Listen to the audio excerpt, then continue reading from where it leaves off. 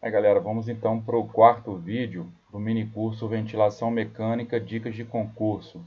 E dessa vez a gente vai falar sobre os modos ventilatórios, tá certo?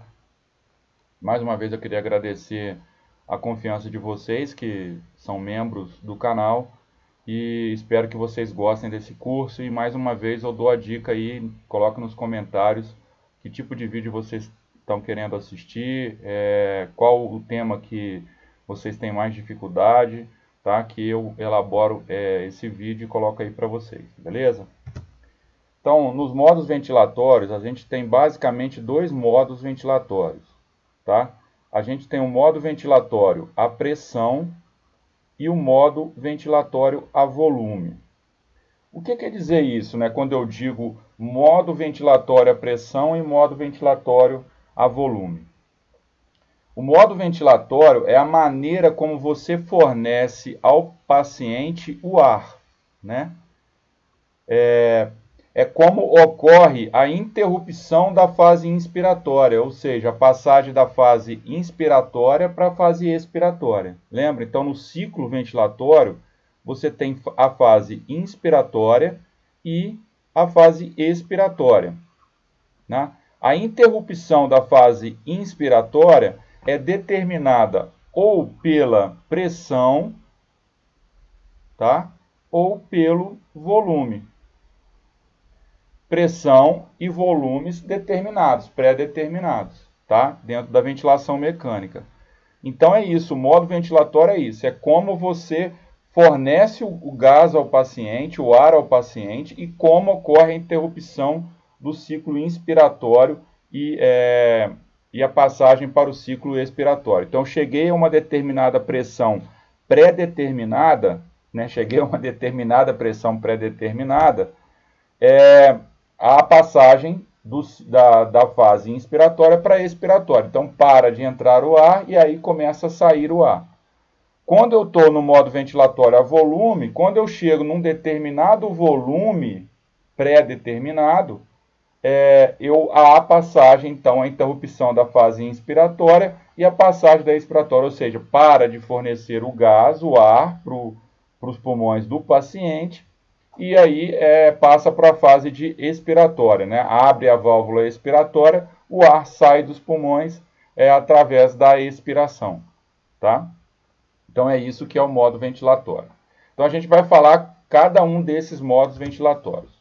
O primeiro que a gente vai falar é o limitado a volume, o modo ventilatório a volume, tá?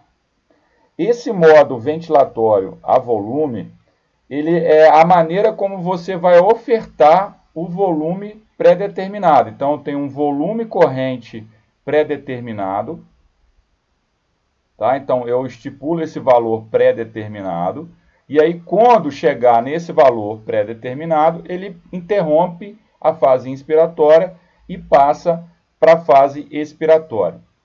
Não interessa a pressão, tá? Não interessa a pressão que o sistema vai ter para ofertar esse volume corrente determinado. Não interessa entre aspas, tá? Não interessa entre aspas. A gente vai falar por que isso, tá? Então, eu tenho um volume corrente determinado. Então, à medida que eu alcançar aquele volume corrente, interrompe a fase inspiratória e aí passa para a fase expiratória. Qual que é o problema? O problema, por exemplo, se eu tiver um paciente com broncoespasmo, né? Um paciente com broncoespasmo, ou seja, vias aéreas fechadas, eu preciso de uma pressão maior para obter aquele volume. O que eu posso, como não interessa o volume, mais uma vez interessa entre aspas, depois eu vou explicar por quê. Como não interessa o volume, o que me interessa é o volume corrente, eu só vou parar, né, só vou ciclar, né, a ciclagem só vai acontecer, que é a passagem da ins para ex, no momento que eu atingir esse volume. Aí tem um perigo de eu aumentar a pressão demais e gerar um trauma em consequência da pressão muito alta, que é chamado de barotrauma. Beleza? Então esse é um dos grandes problemas da ventilação limitada a volume. Tá? Então, por exemplo, eu tenho lá um paciente em que eu quero ofertar 400 ml de oxigênio, de ar para ele, de volume corrente, né? 400 ml de volume corrente. Então, se eu tenho um indivíduo normal, entre aspas, né? Normal, mais uma vez, entre aspas, ou seja, não tem nenhuma patologia, eu vou ofertar esse volume corrente sem aumentar, sem alterar a pressão demais. Agora, imagina se eu tenho um paciente, o mesmo exemplo lá do broncoespasmo, né? Um paciente asmático. Eu vou ofertar esse volume corrente pré-determinado, mas eu posso aumentar a pressão inspiratória muito, né? Eu posso aumentar essa pressão inspiratória muito no sentido de ofertar aquele volume corrente pré-determinado, tá? E a grande questão é o seguinte, é seguro eu limitar, na hora de ventilar o paciente, ventilar ele limitando a volume, é seguro? Sim, é seguro. É seguro porque você vai ter que ajustar outros parâmetros ventilatórios, que a gente falou em vídeos anteriores, que vai fazer com que a sua ventilação ela seja mais segura possível. Tá certo? Então, dando sequência aqui. Esse modo ventilatório a volume, normalmente, ele é utilizado em duas situações. Em pós-operatório, então o paciente foi fazer uma cirurgia qualquer, ficou sedado, está inconsciente, e ele está lá anestesiado, normalmente se utiliza esse modo ventilatório a volume.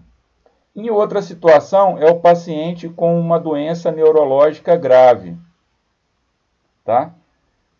Se utiliza do modo ventilatório limitado a volume. Agora, por que isso é importante? Olha só. Porque um paciente com uma lesão neurológica grave, a PaCO2, ela precisa ser controlada, tá? E por que ela precisa ser controlada? Olha só. Qual que é os valores de normalidade da PaCO2? Em torno de 35 a 45 milímetros de água, tá certo? Então, essa é o valor da PaCO2, milímetros de mercúrio. Cismei com água. Milímetros de mercúrio, tá? Então, esse é o valor normal da PaCO2.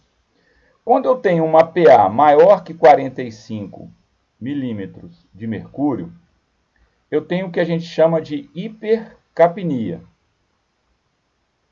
Hipercapnia, tá? Então, ou seja, uma PaCO2 muito alta. Lembrando que a PaCO2, quando ela aumenta, o que acontece com o pH? O pH diminui. Então, o pH ele fica o quê? Ácido, tá? Então, eu tenho aí uma acidose respiratória, tá? Então, quando eu tenho uma PaCO2 maior que 45, eu tenho uma hipercapnia. A hipercapnia, ela promove a vasodilatação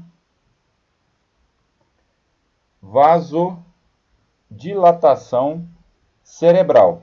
Tá? Então, ele promove a vasodilatação cerebral. Essa vasodilatação, ela leva a um aumento do edema, né, por extravasamento, e, obviamente, um aumento do edema vai aumentar o quê? A pressão intracraniana, né, mais líquido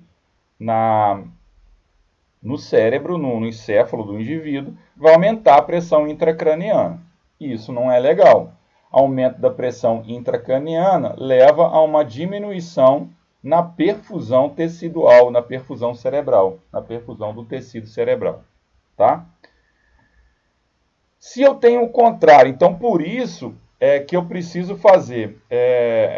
Não, vamos continuar aqui que a gente fecha esse raciocínio. Se eu tenho um valor abaixo de 35 milímetros de mercúrio, eu já tenho não uma hipercapnia, mas eu tenho uma hipocapnia, tá? Uma PaCO2 abaixo dos valores de normalidade de 35 milímetros de mercúrio. Essa hipocapnia, ela leva ao contrário, a uma vasoconstrição.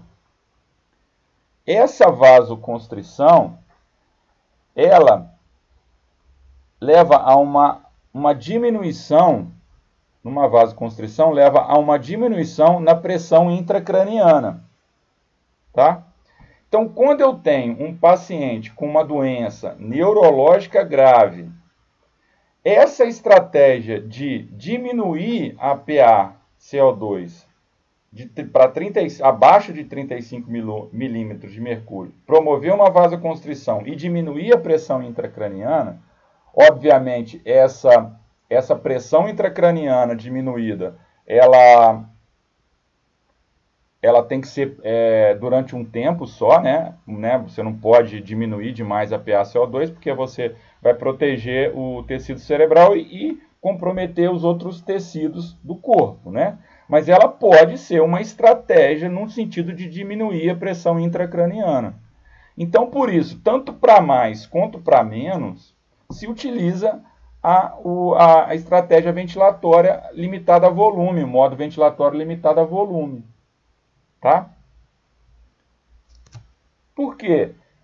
Porque justamente quando eu aumento, quando eu quero lavar, né? Normalmente se usa esse termo, lavar o sistema respiratório do CO2, ou seja, eu quero eliminar o CO2, eu promovo um aumento na ventilação, uma hiperventilação, né? Ou seja, um aumento no volume corrente. E esse aumento no volume corrente, ele vai se dar através da alteração aqui no volume corrente pré-determinado durante a ventilação mecânica invasiva. Tá? Então, por isso, essas duas estratégias, essas duas situações, né, e basicamente a neurológica grave, para o uso do limitado a volume. Qual que é a vantagem, então, do limitado a volume? Então, a vantagem, eu tenho como vantagem, eu tenho o fato de eu conseguir ajustar o volume corrente. Tá? Então, eu tenho lá um peso predito, por exemplo, eu quero 6 ml por quilo de peso predito, como volume corrente. O sujeito tem aí 50 kg de peso predito. Ele vai ter um volume corrente igual a 6 vezes 5, 30, 300 ml. Então, eu tenho como ajustar esse volume corrente que eu vou ofertar. Então, essa seria uma vantagem. Uma outra vantagem extremamente importante também é o fato de você poder calcular a mecânica ventilatória. Lá, aí no nosso canal, tem uns 2 vídeos sobre cálculo da mecânica ventilatória, em que a gente vai calcular a complacência, resistência, né? Elastância, e esse cálculo da mecânica ventilatória é extremamente importante para você proteger, né? Fazer o que a gente chama de ventilação mecânica protetora, né? Então, isso aí é extremamente importante. Então, no volume, na ventilação, no modo a volume, eu consigo fazer esse cálculo da mecânica ventilatória, coisa que na pressão eu não consigo. Tá? Como tudo que tem vantagem, tem também as suas desvantagens. Né?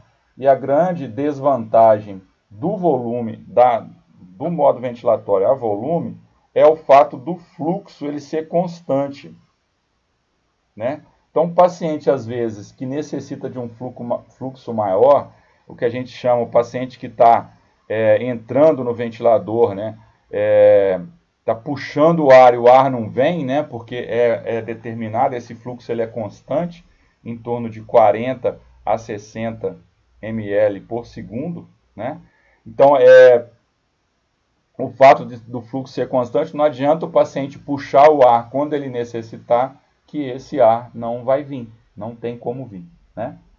Então, o fluxo constante, esse paciente com fome de fluxo tem essa desvantagem.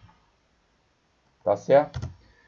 No volume, no modo ventilatório a volume, quais são os ajustes que a gente faz normalmente, tá? Que são importantes? Primeiro, é o volume corrente baseado no peso predito. E aí, quando a gente for falar em outros vídeos de estratégias ventilatórias em determinadas patologias, né, a gente vai colocar aí qual o valor que normalmente se utiliza como parâmetro. Por exemplo, existe o valor, se utiliza muito na COVID hoje em dia, 6 hoje em dia não, né? Ela apareceu agora, né? 6 ml por quilo de peso predito, né? Então eu posso utilizar aquele exemplo que eu dei lá, um paciente com 50 quilos, ele vai ter um volume corrente aí de aproximadamente 300 ml, né?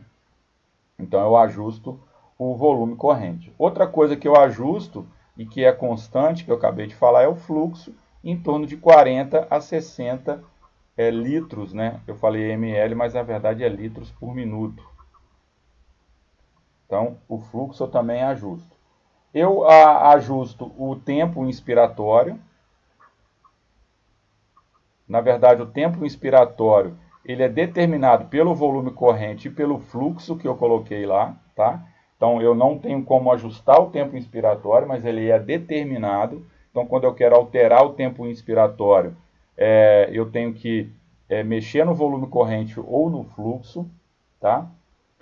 Obviamente, e aí depende da patologia, depende da situação, mas eu tenho um APIP que eu posso ajustar, normalmente, inicialmente, em torno de 3 a 5 centímetros de água, é a APIP normal que a gente inicialmente ajusta, né?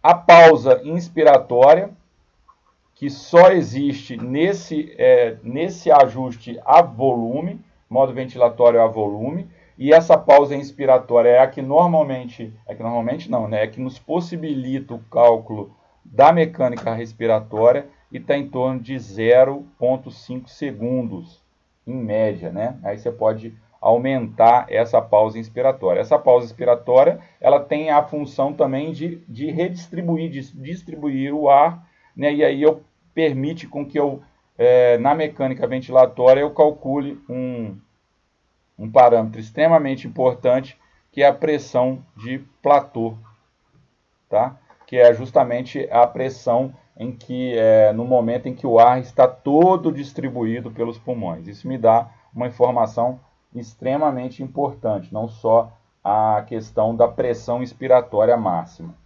E o último, que a gente ajusta também, é a FiO2, que inicialmente está em torno de 100%, tá? Então o paciente foi entubado, aí você coloca FiO2 de 100%, faz uma gasometria e a partir da primeira gasometria, dos valores da gasometria, se os ajustes estiverem corretos, né, o paciente estiver bem adaptado ao ventilador, você vai diminuindo essa FiO2 à medida que o paciente for melhorando.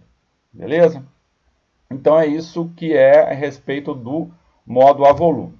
Agora, o que é o limitado à pressão? A gente já falou muita coisa, né? Por que limitado à pressão? Eu vou limitar a pressão desejada, né? Então, o que eu pré-determino aqui é a minha pressão inspiratória, né? Máxima. Com isso, teoricamente, eu evito o barotrauma. Tá? Então, eu evito o barotrauma ajustando a pressão máxima, né? Qual o problema? Que o volume corrente vai depender do pulmão do paciente, vai depender das condições do sistema respiratório do paciente. Então, às vezes, esse volume corrente ele não é o ideal, né? E aí eu tenho que aumentar a pressão para ofertar esse volume corrente ideal. Aumentando essa pressão, obviamente, né, eu posso gerar, aí sim, um barotrauma, ajustando uma pressão inspiratória máxima mais para cima, né, mais alta, maior. Né? Não é mais maior não, tá, gente? É maior. Uma pressão maior. Tá? Então, qual que é a vantagem? A gente já falou aqui mais ou menos, né? Qual que é a vantagem? Primeiro, porque eu controlo a minha pressão máxima. Evito lesão por excesso de pressão por barotrauma. Né? Então, eu controlo a minha pressão. determinadas situações em que eu vou ter uma necessidade maior de fluxo, né, que é justamente aquilo que eu falei, contrário ao volume, quando o paciente precisa que eu aumente o volume, como eu tenho, como o fluxo aqui não é constante, eu consigo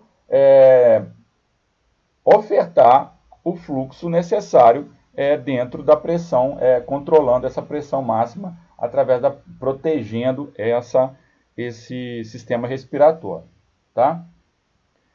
Qual que seria a desvantagem? A desvantagem do modo ventilatório à pressão é justamente o que eu falei, um volume corrente insuficiente. Então, eu tenho um volume corrente insuficiente para a necessidade daquele indivíduo. Tá? Quais são os ajustes que eu faço no paciente em ventilação à pressão? A pressão inspiratória máxima é o primeiro ajuste que eu vou fazer, né? Isso aí varia muito, né? Em torno de 40 a 50 centímetros de água. Esse valor aí pode variar dependendo da situação. Quando a gente for falar em estratégias ventilatórias em determinadas patologias, a gente volta a esses valores aí. Eu ajusto também o tempo inspiratório. Aqui eu consigo calcular o tempo inspiratório, ajustar o tempo inspiratório em torno de 0,8 a 1,2 segundos. Tá? 0,8 a 1,2 segundos. A partir do tempo inspiratório, da frequência inspiratória, eu tenho a minha relação tempo inspiratório e tempo expiratório, que aí pode ficar na relação de 1 para 2, né? No caso de um terço do tempo vai ser inspiratório, 2/3 vai ser expiratório. No caso, quando eu quero um tempo de expiração maior, ou seja, eu quero desinsuflar esse pulmão, eu quero expulsar o ar desse pulmão, porque é um pulmão hiperinsuflado, eu altero essa relação de 1 para 3. Então, 1/4 do tempo vai estar no tempo expiratório e os outros 3/4 vão estar no tempo expiratório. Eu tenho a ideia aqui é esvaziar os pulmões hiperinsuflados. Tá certo? Então, esses são os ajustes que eu posso fazer na ventilação no modo ventilatório à pressão. Agora tem mais vamos fazer um resumo aqui rápido, que é o seguinte. Eu tenho o volume controlado e tenho pressão controlada. Tá? Então, eu tenho esses dois modos ventilatórios. De um lado, eu tenho o volume corrente e do outro, eu tenho a pressão inspiratória máxima. Só para a gente fazer um resuminho aqui, tá? Então, no volume controlado, ou seja, no modo ventilatório limitado a volume, o volume corrente é ok. Por quê? Eu determino esse volume corrente. Já a pressão inspiratória, ela vai ser variável, né? Ela vai variar. Ela vai ser variável. E aí depende muito das condições do paciente. Na pressão controlada, a pressão inspiratória máxima que é determinada, né? Então, ela está ok, beleza, eu sei os valores porque está determinado lá. Já o volume corrente, ele vai ser variável, depende muito das condições do pulmão, depende muito das condições do paciente, tá certo? Então, é esse resumo basicamente aí que a gente está propondo aí, tá? Para terminar o vídeo, a gente vai ajustar algumas coisas aqui, tá? Primeiro, quando eu falei lá atrás que vamos voltar lá rapidinho. Quando eu falei aqui que no modo ventilatório a volume, tá? Quando eu determino o volume corrente, ele é pré-determinado, e eu não ligo muito para a pressão, quando eu falei que isso não é verdade, por que não é verdade? Porque o que eu quero mostrar aqui agora. Quando eu estou limitado a volume, eu vou pré-determinar o meu volume corrente, mas obviamente eu vou ajustar o meu alarme numa determinada pressão máxima, justamente para que eu não cause o barotrauma também. Então, por isso que é seguro ventilar volume, né? Porque aí eu limito a minha pressão. Quando o alarme, quando o ventilador disparar o alarme, está dizendo, ó, ele chegou numa pressão muito alta, perigosa, podendo levar a um barotrauma. Tá? Na pressão, mesma coisa. Na pressão, o meu volume corrente, ele vai continuar sendo determinado, por exemplo, aquele exemplo que a gente deu, do 6 ml por quilo, e o nosso paciente lá de 50 quilos, que tem um volume corrente de 300 ml. A primeira coisa que eu vou calcular no modo ventilatório a pressão é o volume corrente que eu quero ofertar. E aí eu vou colocar lá na minha pressão um valor em torno de 10 a 15 centímetros de água inicialmente. E eu vou ver, será que esses valores eles são suficientes, é uma pressão suficiente para gerar o volume corrente que eu preciso, que é o de 300 ml no caso do meu paciente de 50 kg de peso predito? Não está não tá lá em 200, né? 150. Então o que eu tenho que fazer? Eu tenho que ir aumentando gradativamente a pressão, preconizada em torno de 2 centímetros de água de pressão, que vai aumentando até eu atingir o volume corrente ideal, que é o do 300. Né? Obviamente, quando eu conseguir atingir, e aí o paciente está em ventilação mecânica invasiva, e por acaso esse volume corrente ideal num determinado momento, não foi atingido, eu vou colocar também como alarme qual o valor do volume corrente ideal que eu quero ofertar para esse paciente. Obviamente, ele vai apitar e vai me avisar que não estou dando o volume corrente ideal. Então, essa questão do volume, do modo ventilatório a volume e do modo ventilatório a pressão, ele tem as suas vantagens e desvantagens, né? E aí, qual que é o melhor? Não existe. É o que o terapeuta se sente melhor em comandar, a sua experiência diz assim, ó, eu gosto mais de trabalhar com modo ventilatório limitado a volume, ou eu gosto de trabalhar mais com modo ventilatório limitado a pressão. Tá? E o próprio ajuste dos pacientes. E também condições particulares, como a gente falou, em relação ao limitado a volume, quando é um paciente neurológico grave, com uma pressão intracraniana aumentada, né, com uma hipertensão intracraniana, e eu preciso reajustar isso, eu posso utilizar esse volume, como outras estratégias, que não seja, se eu não gostar do modo ventilatório limitado a volume, né, eu posso usar outra estratégia para diminuir a pressão intracraniana, mas pode ser uma estratégia que eu posso utilizar. Então, ambos são seguros, tanto a volume quanto a pressão, ambos têm vantagens e desvantagens, e ambos, se utilizado de maneira correta e respeitando a individualidade do paciente, as condições clínicas do paciente, ele vai responder da melhor maneira possível. Tá certo?